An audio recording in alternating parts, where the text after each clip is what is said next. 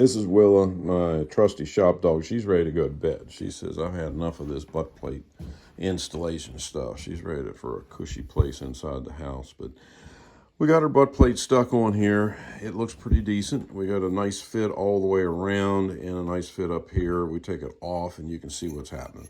You got this wood all the way, the radius that's going through. So when you put your wood screw down, it's going to catch purchase as soon as it comes through. I tend to like a wood screw that has more thread or bite going up farther on the shank, and what that does is it'll grab a hold of wood as soon as it comes through. You don't want too long of a wood screw because it'll end up wanting to split some of this stuff.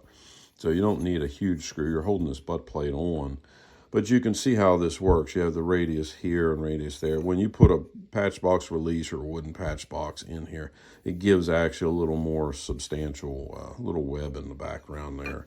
That helps. You can see the butt plate doesn't move. Doesn't have any screws in it, but you don't see it wobbling. You don't see it moving.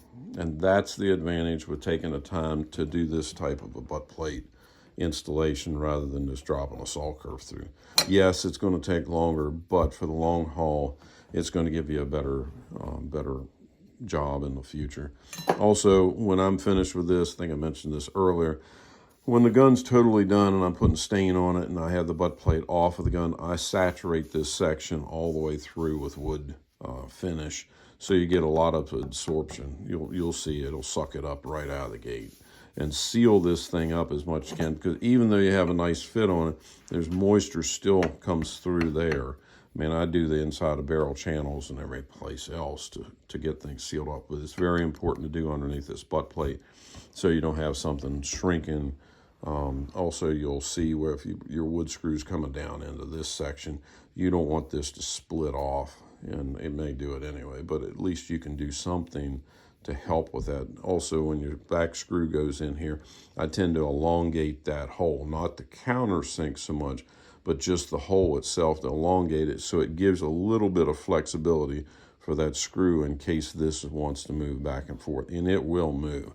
I mean, so many old guns, when you grab a hold of them, you know, they got a lip edge on the side because of shrinkage. And here again, this is where cutting this wood down on the sides with this paper pattern, laying it over top, makes a big difference. Instead of trying to do this whole process from a square block, you would have to be relieving wood all the way out here, and you can't see what you're doing. So this way, by trimming it all down, getting it close, you only have this little bit of lip edge there. You don't even need that if you don't. But the main thing is you can see what's happening with your seam as you're pulling it in there. So I hope this helps some. We pull this together, and me and the dog are going to bed. Good night, gang.